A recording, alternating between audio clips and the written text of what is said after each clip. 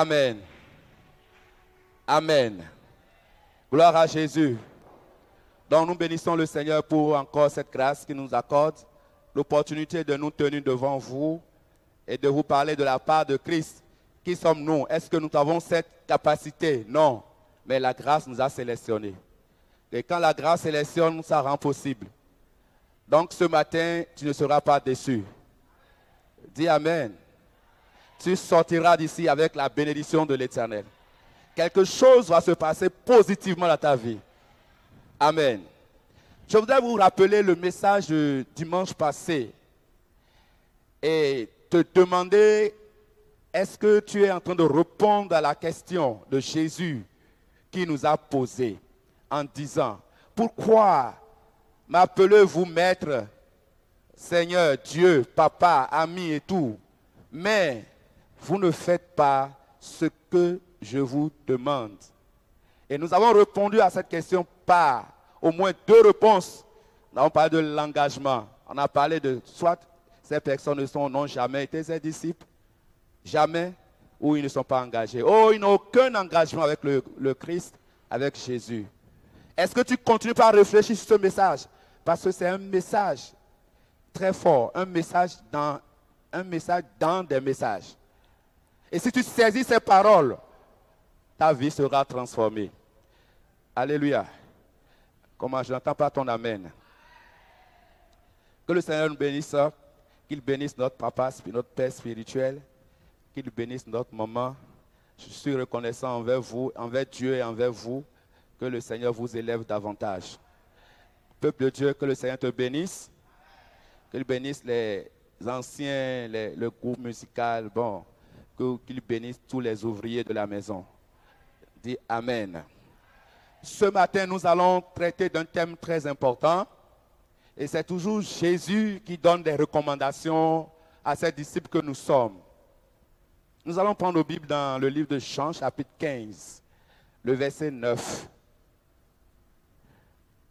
Si quelqu'un a la page, qu'il me lise Jean 15, verset 9.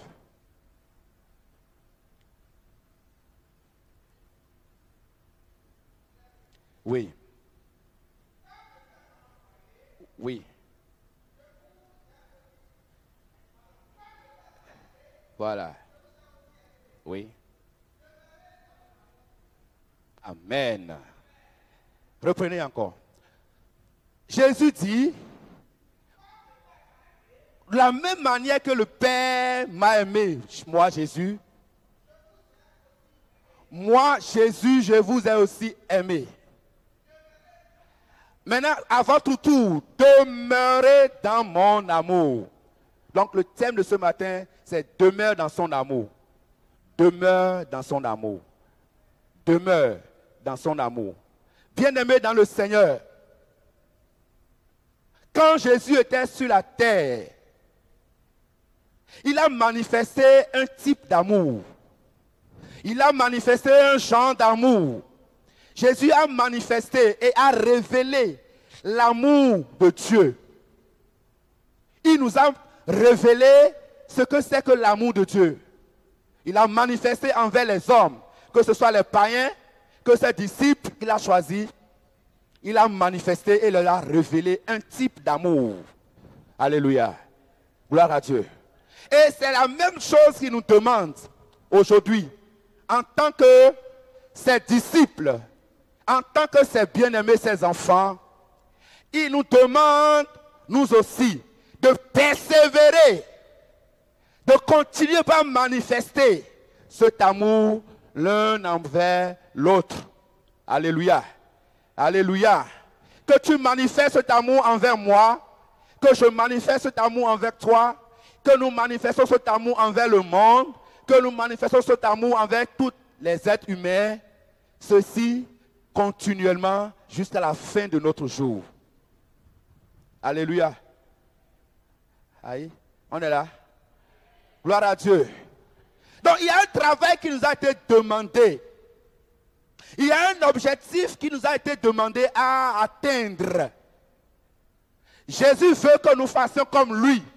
De la même manière que le Père, il a imité le Père. Il a fait comme le Père a fait. parce que le Père l'a aimé. Il n'y a pas autre chose, ou bien il n'y a pas un autre homme, si on peut le dire, parce que Jésus était pleinement homme, pleinement Dieu, que Dieu a aimé plus que Jésus. Non. Alléluia. Il était son premier amour. Alléluia. Jésus est le premier amour du Père. Vrai ou faux? Aha. Donc il a reçu tellement du Père. Jésus a reçu tellement d'amour, d'affection. Il a reçu tellement d'amour, de sécurité du Père qu'il a retransmis à ses disciples, qu'il a manifesté au milieu des siens, qu'il a manifesté au monde entier. Et en voulant quitter la terre, il dit à ses disciples, ceux qui sont proches de lui, vous m'avez vu faire en amour comment je me suis manifesté, en amour comment j'ai agi, en amour comment j'ai œuvré. Et je vous recommande la même chose aujourd'hui et pour toujours. Demeurez dans cet amour. Dis à ton frère, demeure dans l'amour de Christ jusqu'à la fin de tes jours. Alléluia. Pourquoi nous devons demeurer dans l'amour de Christ? C'est parce que l'amour doit être continuel. Nous pouvons manifester l'amour pour quelque temps, mais l'amour de Christ, il nous demande de manifester cet amour et continuellement. Nous devons manifester cet amour continuellement jusqu'à ce que nous quittons cette terre. Nous allons voir les raisons pourquoi. Alléluia. Gloire à Dieu. Gloire au Seigneur Jésus. Dis à quelqu'un, tu me dois beaucoup. Tu me dois beaucoup. Tu me dois tellement. Ce n'est pas pour 2 jours, hein? Ce n'est pas pour 1 mois. Ce n'est pas pour 1 semaine.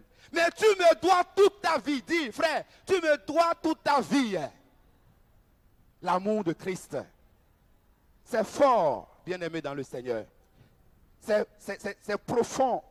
Il dit, demeurez dans mon amour. Donc, tout ce que nous voulons faire aujourd'hui envers un frère, envers une soeur, pour Dieu, l'objectif c'est, est-ce que je le fais dans l'amour de Christ?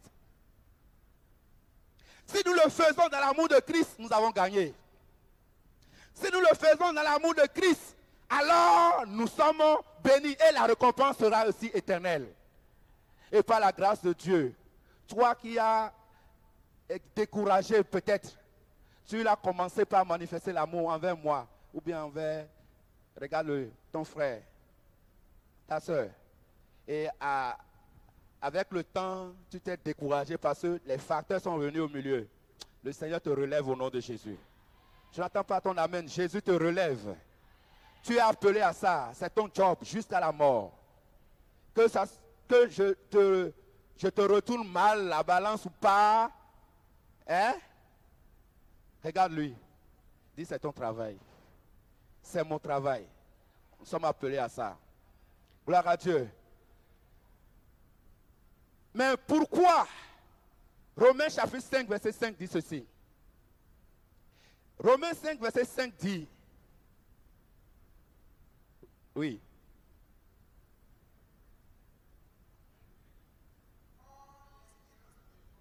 Oui.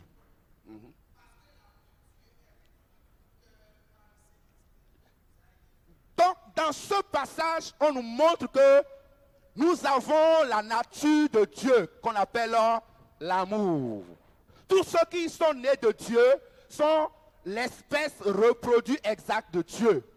Ceux qui ont reçu Jésus sont Christ, petit Christ. Ils ont la même nature de l'amour que Christ a. Ils ont cette même nature en eux. Alléluia. Parce qu'un chien ne peut pas produire et accoucher un mouton.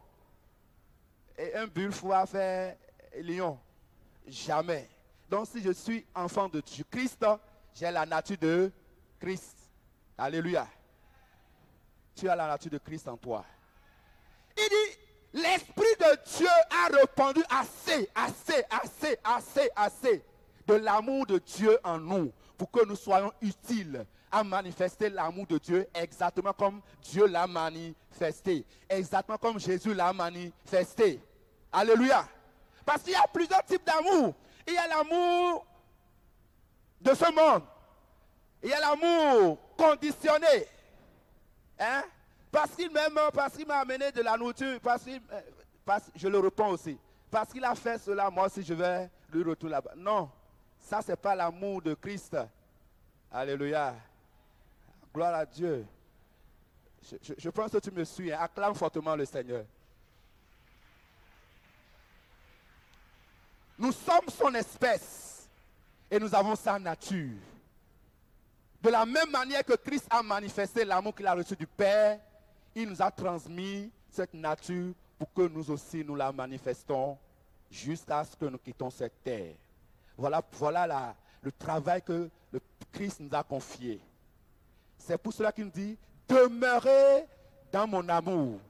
Manifestez mon amour continuellement et chaque jour jusqu'à la fin de votre vie sur cette terre. Alors, nous allons encore lire un passage, Éphésiens 3, versets 17 et 18. Là encore, nous allons voir comment nous allons manifester l'amour. À quelle dimension? Et il parle de la dimension, la même dimension de Christ. C'est sérieux, hein? C'est profond. La même dimension de Christ. Amen. Oui. Donc c'est l'apôtre Paul qui a prié pour les Éphésiens. Parce qu'il souffrait pour eux. Il était même en prison pour écrire cette lettre. Et dans sa lettre, il a déjà en haut, il a dit beaucoup de choses liées au mystère caché de tous les temps que Dieu a révélé en son temps, en notre temps, qui est la manifestation de son amour au travers de Christ. Et quand il finissait son discours, il dit, à cause de tout ça, que je manifeste et je vis déjà, je fléchis les genoux devant le Père, dans les cieux, dans ma prière, afin que le Père puisse nous faire connaître, nous aussi, vous aussi, les dimensions de l'amour de Dieu, afin de les manifester. Allons-y. Il dit, afin que tant enraciné et fondé dans l'amour, oui, oui, oui,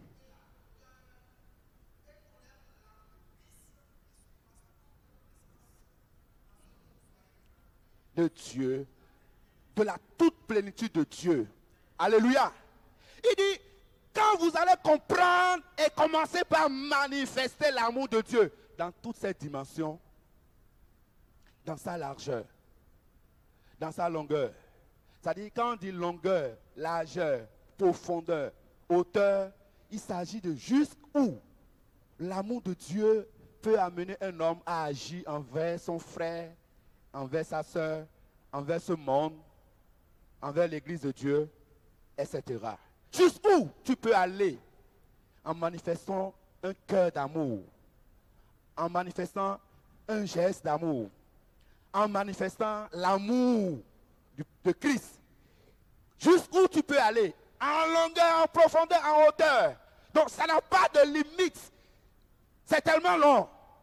C'est éternel. Et c'est pour toujours. C'est pour ça que je te disais que tu as du travail. Nous avons du travail. Nous avons du travail à faire. Parce que ceci, c'est pour toujours. Ce n'est pas une fois. Donc c'est juste à ce qu'un jour, on quitte la terre. Alléluia. Il dit, quand vous allez connaître ces choses, et quand vous allez commencer par les vivre véritablement, vous serez remplis de Dieu. C'est-à-dire quand on te voit, on verra Dieu en train de se déplacer. Parce que tes gestes, tes paroles, ta vie, elle exprime, tout ce que tu fais exprime l'amour de Christ. Alléluia. Gloire à Dieu. Mais cette prière-là est valable pour nous aujourd'hui. Je prie que ça soit notre cas au nom de Jésus-Christ de Nazareth. Que chacun de nous, nous soyons enracinés dans l'amour de Dieu. Que nous soyons bien assis. Parce qu'il y a des choses qui se passent aujourd'hui dans l'église de Dieu. Et la réponse, c'est que le frère ou la sœur n'est pas encore enraciné dans l'amour. Alléluia. Gloire à Dieu. C'est-à-dire, il a l'amour, mais il a l'amour en Dieu, en lui. L'amour de Dieu en lui. Mais il n'est pas encore enraciné. Ça reste. Mais le Seigneur ouvre notre intelligence. Jésus ouvre notre connaissance. Ah, ce que c'est que l'amour de Dieu, l'amour que Christ a manifesté quand il était sur la terre et que nous devrions nous aussi manifester.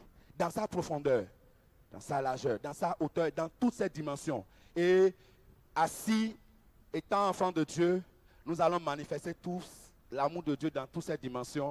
Nous serons assis dedans. Tu seras assis dans cette dimension. Au nom de Jésus, tu seras assis dans cette dimension. Au nom de Jésus, tu seras assise dans cette dimension. C'est une dimension où on manifeste Dieu. C'est une dimension où on manifeste Dieu. On est le typique de Dieu en face des situations, en face des événements. Alléluia. Amen. Gloire à Dieu. Alors nous devons comprendre la dimension de l'amour et la manifester. Chaque jour, gloire à Dieu. Cela peut t'amener à prier pour moi. Cela peut t'amener à prier pour un frère. Cela peut t'amener à prier, à jeûner pour ce monde qui se perd. Cela peut t'amener à des actes concrets que tu manifestes, que tu développes. Alléluia. Quand on est ainsi, quand on est enraciné dans l'amour de Dieu. Nous allons continuer. Nous allons voir comment nous pouvons manifester. D'abord, comment cet amour se manifeste. Comment l'amour de Christ se manifeste. C'est-à-dire comment ça œuvre. Nous allons voir quelques manières. Alléluia. Gloire à Dieu. On est ensemble? Ok. Nous allons lire le verset qui suit. Le verset 6. Le verset 10 du chapitre 15. Chant 15. Verset 6. Verset 10. Parce que c'est 9 on avait lu. Oui. Il dit, la condition c'est garder mes commandements. Oui. Alors, pour manifester l'amour de Dieu, pour que l'amour de Dieu soit manifeste en toi, ou bien comment l'amour de Dieu se manifeste, le premier signe c'est la personne a la parole de Dieu. Crains Dieu. Il ne fait rien en dehors de la parole de Dieu. Il a gardé la parole, les commandements, les recommandations de Christ. Alléluia. Amen. Tu ne peux pas manifester l'amour sans garder la parole de Dieu. Gloire au Seigneur Jésus. Gloire au Seigneur Jésus. Alléluia. La manifestation, l'obéissance à la parole de Dieu est le reflet de la manifestation de la parole de Dieu pour le monde. Oui, continuons. De même que j'ai gardé les commandements de mon Père, oui, et que je demeure dans son amour. Oui. Parce que lui, il a gardé les commandements de son Père pour demeurer dans l'amour du Père.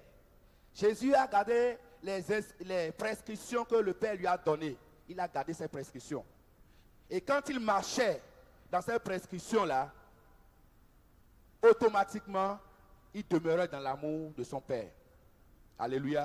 Amen. Gloire à Dieu. Alléluia. Nous manifestons l'amour envers, le critère premier, c'est quand on garde la parole de Dieu. Gloire au Seigneur Jésus. Alléluia. Quand je garde les commandements de Dieu, les recommandations de Dieu.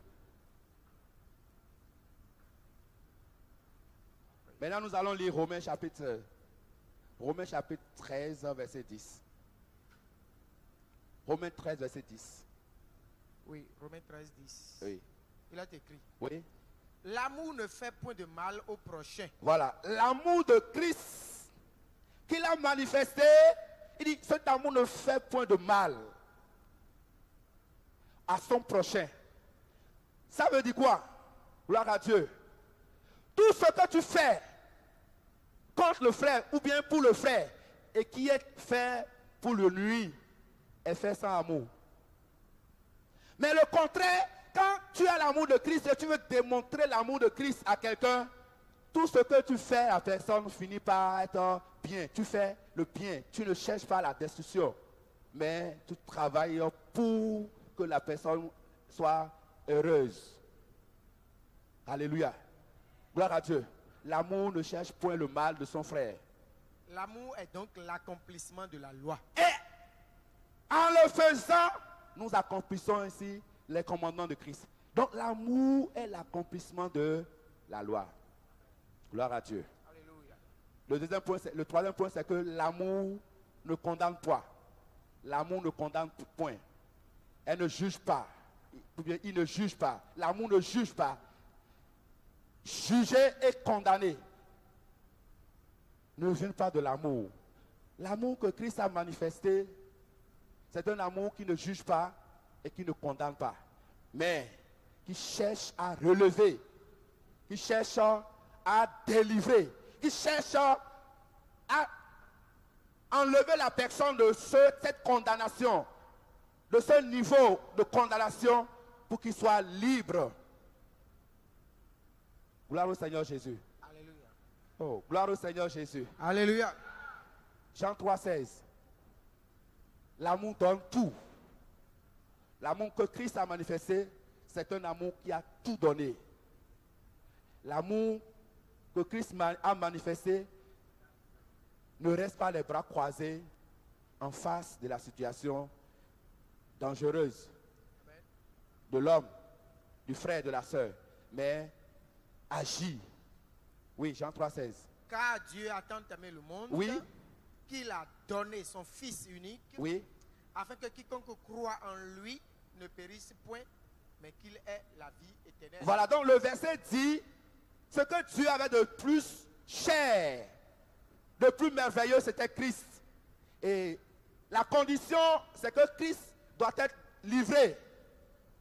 Il doit se séparer de Christ. Il doit donner Christ pour que nous, on soit sauvés. Et Dieu l'a fait. Donc, l'amour que Christ nous recommande de manifester, c'est un amour qui donne, mais qui donne précieusement. Qui donne et qui donne tout.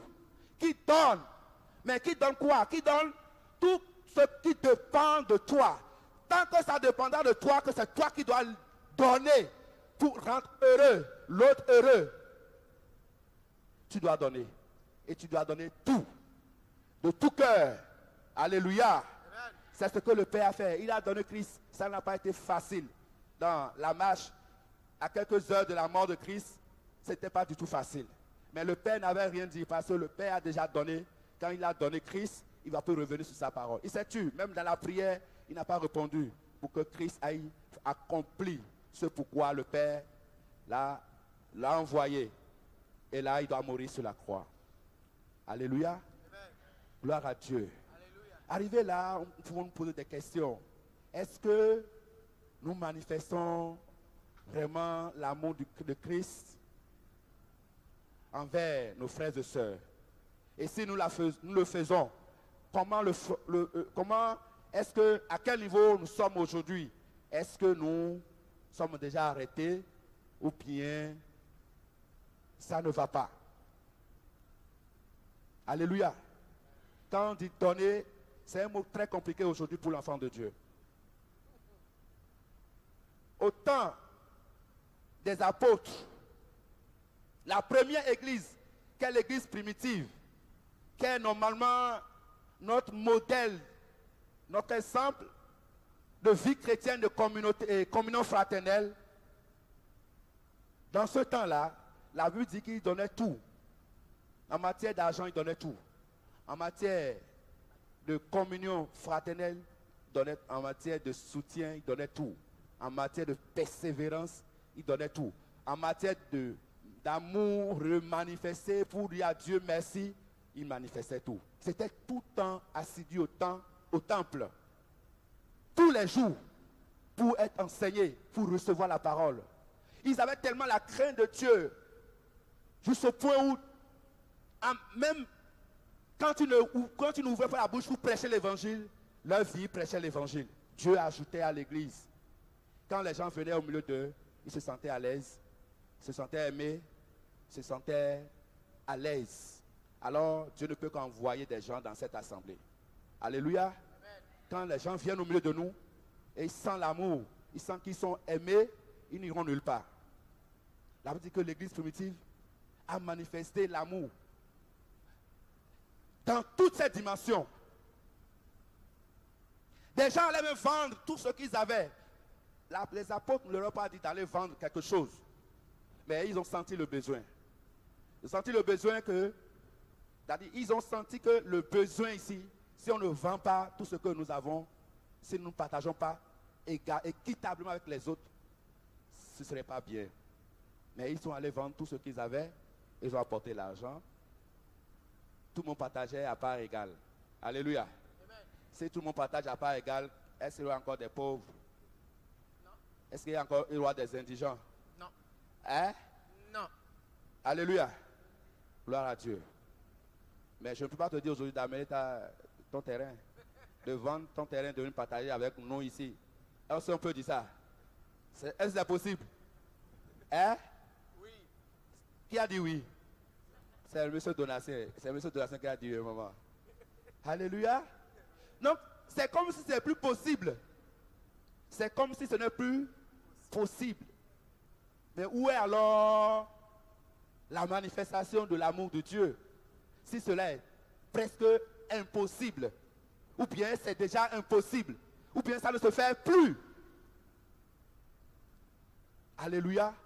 Ici, on ne te dit pas d'aller vendre tout ce que tu as, mais on te demande que tu comprennes la nature que tu as en toi. C'est la nature de Christ. Et cet amour-là, cette nature-là, c'est l'amour. C'est le partage. C'est la communion fraternelle. C'est ne pas rester indifférent en face de certaines situations dans la vie de ton frère, dans la vie de ta soeur. Alléluia. Cet amour n'est pas conditionné. C'est un amour sans condition, qui donne tout et qui le fait dans la persévérance. Gloire au Seigneur Jésus. Est-ce qu'on est encore ensemble? Oui. Donc l'amour que Christ a manifesté, c'est un amour type qui n'est pas passif, mais c'est un amour qui agit, qui est en action, qui cherche toujours quoi faire pour améliorer l'autre. Et pour finir, il s'est livré sur la croix. L'amour de Christ, c'est un amour de sacrifice que nous faisons. Nous manifestons le sacrifice qu'il faut. Même si on ne peut pas nous tuer, nous ne pouvons plus aller à la croix pour l'autre, mais nous faisons à la dimension d'un sacrifice. Alléluia. Se sacrifier pour son frère, sacrifier pour sa soeur, se sacrifier pour l'église de Dieu.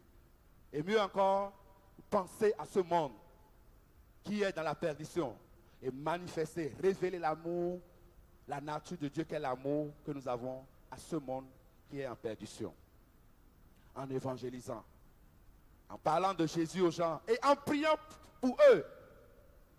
Gloire au Seigneur Jésus-Christ. Je vais conclure mon message ce matin avec ces questions. Comment manifestes-tu aujourd'hui la nature de Dieu que tu as en toi, qu'est l'amour? La nature que nous avons, de Dieu que nous avons en nous, qu'est l'amour, qui est l'amour, comment nous la manifestons? Dieu nous interpelle. Et demande à chacun de nous de faire un bilan. Et là où tu as chuté, là où tu es tombé, que tu te relèves. Parce que Dieu a encore à faire avec toi et moi. Gloire au Seigneur Jésus. Dieu a beaucoup de choses à faire encore avec nous. Et il le fera par chacun de nous, la manière dont nous nous manifestons en obéissant à la parole de Dieu. Que le Seigneur nous bénisse. Nous allons baisser nos têtes et prier.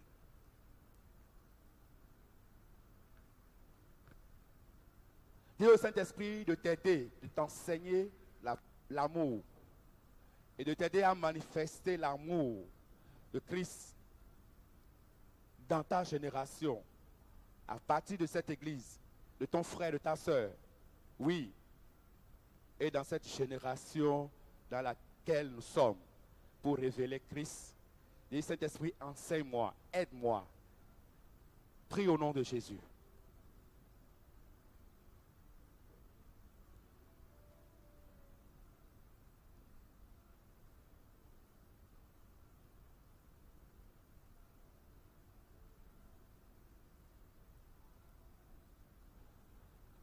Au nom de Jésus.